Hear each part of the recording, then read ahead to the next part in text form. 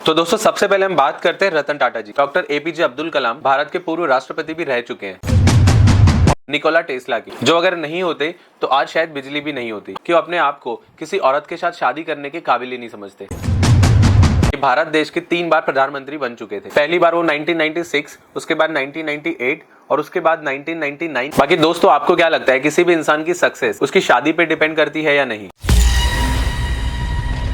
दोस्तों ये बात आप लोगों ने बहुत बार सुनी होगी कि हर कामयाब इंसान के पीछे एक औरत का हाथ होता है, यानी कि उसकी माँ या फिर उसकी पत्नी का हाथ होता है। लेकिन इस बात का ये मतलब बिल्कुल भी नहीं है कि कोई इंसान अपनी पत्नी के सपोर्ट के बिना कभी कामयाब नहीं हो सकता, क्योंकि दुनिया में ऐसे बहुत सारे लोग हैं जिन्होंने कभी शादी नहीं की, अपनी पत्नी के बिना भी उन्होंने एक हिस्ट्री क्रिएट की और बहुत ही कामयाब हुए। तो आज की इस वीडियो में हम कुछ ऐसे 10 लोगों के बारे में बात करेंगे जो बहुत ही महान है, जिन्होंने कभी शादी नहीं की और उन्होंने अपना एक नाम बनाया है। तो दोस्तों सबसे पहले हम बात करते हैं रतन टाटा जी। तो दोस्तों रतन टाटा जी भारत के महान बिजनेसमैनों में से एक हैं और रतन टाटा जी का जन्म 28 दिसंबर 1937 के दिन हुआ था। रतन टाटा जी करीब 22 सालों तक टाटा कंपनी के चेयरमैन रह चुके हैं और अपने टाइम में वो टाटा कंपनी को और भी ऊंचाइयों तक लेकर गए और वो एक बहुत ही कामयाब बिजनेसमैन के साथ साथ एक बहुत ही नेक और बहुत ही अच्छे इंसान भी है। और इतनी कामयाबी मिलने के बाद भी वो अपने पूरे जीवन काल के अंदर हमेशा डाउन टू अर्थ ही रहे। और रतन टाटा जी अपनी कमाई का ज्यादातर हिस्सा लोगों की भलाई और लोगों की मदद करने में लगा देते हैं। रतन टाटा जी की 86 की उम्र में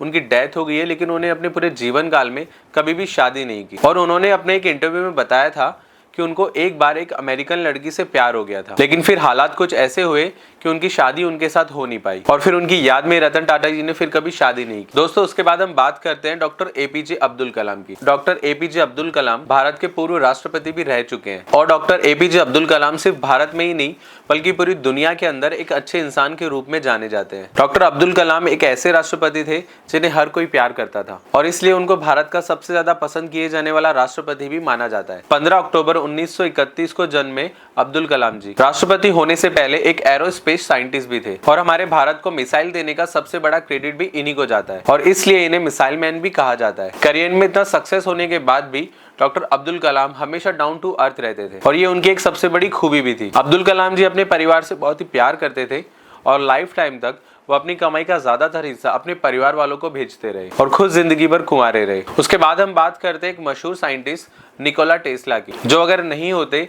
तो आज शायद बिजली भी नहीं होती। और दोस्तों जब दुनिया के महान वैज्ञानिकों की बात होती है तो उसके अंदर निकोला टेस्ला का नाम भी जरूर आता है और वो एक ऐसे वैज्ञानिक थे जिनको दुनिया के सबसे समझदार वैज्ञानिकों में से गिना जाता है। निकोला टेस्ला का जन्म 10 जुलाई 1856 के दिन हुआ था। वो एक महान साइंटिस्ट के साथ साथ एक इन्वेंटर और एक इंजीनियर भी थे और अपनी लाइफ में इतना कामयाब होने के बाद भी उन्होंने लाइफ में कभी शादी नहीं की, क्योंकि उनका मानना था कि अकेले रहकर वो अपने काम के ऊपर ज्यादा अच्छी तरीके से फोकस कर पाएंगे। और इसके साथ साथ उन्होंने एक बार ये भी कहा था कि वो अपने आप को किसी औरत के साथ शादी करने के काबिल ही नहीं समझते और इसलिए उन्होंने जीवन भर कभी शादी नहीं करी और वो कुंवारे ही रहे। और इसके बाद हम बात करते हैं सर आइजैक न्यूटन की। दोस्तों जब भी साइंटिस्ट की बात होती है तो कुछ साइंटिस्ट के नाम हमारे दिमाग में सबसे पहले आते हैं और उनमें से एक नाम है न्यूटन का, क्योंकि आइजैक न्यूटन को इतिहास के एक महान वैज्ञानिक के रूप में गिना जाता है। दोस्तों न्यूटन इंग्लैंड के एक महान वैज्ञानिक थे और उनका जन्म 4 जनवरी 1643 को हुआ था और इन्होंने ही ग्रेविटी की खोज भी की थी। अपनी लाइफ में इन्होंने बहुत ही कामयाबी हासिल की, लेकिन फिर भी उन्होंने कभी शादी नहीं की और कुछ सोर्स के अकॉर्डिंग बताया जाता है कि एक बार उन्होंने एंगेजमेंट कर ली थी, लेकिन फिर बात कभी शादी तक पहुंच नहीं पाई और फिर बाद में वो जिंदगी भर कुंवारे ही रहे। दोस्तों उसके बाद हम बात करते हैं हमारे देश के पूर्व प्रधानमंत्री रह चुके श्री अटल बिहारी वाजपेयी जी की। और देश के प्रधानमंत्री रहने के अलावा वो देश की party BJP Bharatiya Janata party के को फाउंडर भी रह चुके हैं और देश के सबसे सीनियर नेताओं में से एक थे। 25 दिसंबर 1924 के दिन इनका जन्म हुआ था और अपने कार्यकाल के दौरान ये भारत देश के 3 बार प्रधानमंत्री बन चुके थे। पहली बार वो 1996, उसके बाद 1998 और उसके बाद 1999 के अंदर वो देश के प्रधानमंत्री बने थे और इनको भारत के प्रसिद्ध प्रधानमंत्रियों में से एक माना जाता है। और इतना कामयाब इंसान होने के बावजूद उन्होंने अपने जीवन में कभी शादी नहीं की और श्री अटल जी ने खुद एक बार कहा था कि अपने जवानी के दिनों में वो एक लड़की को प्यार करते थे, लेकिन किसी कारण की वजह से वो उसके साथ शादी नहीं कर सके और उसके बाद उन्होंने फिर जीवन में किसी के साथ भी शादी नहीं की। और फिर इसके बाद हम बात करते हैं अन्ना हजारे जी की। दोस्तों अगर आप इंडियन पॉलिटिक्स के अंदर इंटरेस्ट रखते हैं तो आप अन्ना हजारे के बारे में जरूर जानते होंगे। वैसे अगर आप नहीं जानते हैं तो मैं आपको बता दूं कि वो खुद एक कोई पॉलिटिशियंस नहीं है, लेकिन वो अपने अकेले के दम पर पूरी सरकार को हिलाने की ताकत रखते हैं। और इनका जन्म 15 जून 1937 को महाराष्ट्र में हुआ था और इस सरकार के खिलाफ अनशन करने की वजह से फेमस हुए थे। और सरकार से अपनी बात मनवाने के लिए ये अपने जीवन काल में बहुत बार अनशन पे बैठ चुके हैं। और भी आज की तारीख में अन्ना हजारे की एज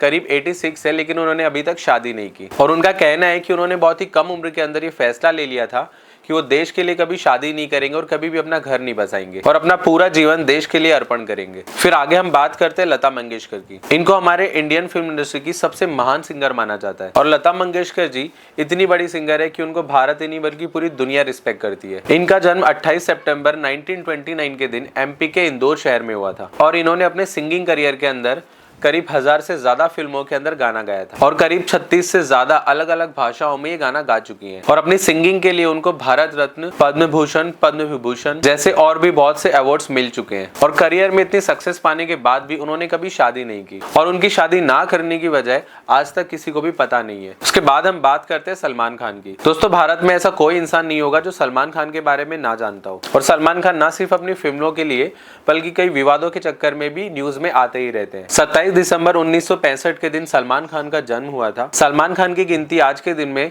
बॉलीवुड के टॉप एक्टर्स में की जाती है और एक्टिंग के अलावा वो अपने गुड लुक्स के लिए भी पूरी दुनिया में जाने जाते हैं। और अभी आज की तारीख में सलमान खान की एज 56 हो चुकी है, लेकिन उन्होंने अभी तक शादी नहीं की है। और ये बात अलग है कि उनके करियर के अंदर उनका अफेयर बहुत सी एक्टर्स के साथ में रह चुका है, लेकिन उनके किसी भी अफेयर्स में बात अभी तक शादी तक पहुंच ही नहीं पाई। आगे हम बात करते हैं स्वामी विवेकानंद जी की। स्वामी विवेकानंद एक हिंदू मॉन्क थे और इन्हें वेदांत का एक प्रभावशाली गुरु भी माना जाता है। इनका जन्म 12 जनवरी 1863 को कोलकाता शहर में हुआ था और जन्म के टाइम पे इनका नाम नरेंद्रनाथ दत्त रखा गया था और वो 19वीं सदी के रामकृष्ण परम भक्त के सबसे प्रमुख शिष्य थे। स्वामी विवेकानंद ने अपना पूरा जीवन अपने गुरु को ही समर्पित कर दिया था और उन्होंने एक ऐसे समाज की कल्पना की थी जिसके अंदर धर्म या फिर जात के आधार पर कोई भी भेदभाव नहीं होगा। और अपने इन विचारों के लिए आज वो पूरे देश भर में जाने जाते हैं। और उन्होंने अपने एक इंटरव्यू में कहा था कि उनको हर एक महिला के अंदर ब्रह्मांड की दिव्य मां नजर आती है और इसलिए उन्होंने कभी शादी नहीं की। और लास्ट में हम बात करते हैं लियोनार्डो डिकैप्रियो की। दोस्तों, हॉलीवुड के दीवानों में शायद ही कोई ऐसा इंसान होगा जो इनको नहीं जानता होगा, क्योंकि लियोनार्डो एक ऐसे एक्टर है जिनकी मूवीज पूरी दुनिया में पसंद की जाती है। और इनका जन्म 11 नवंबर 1974 को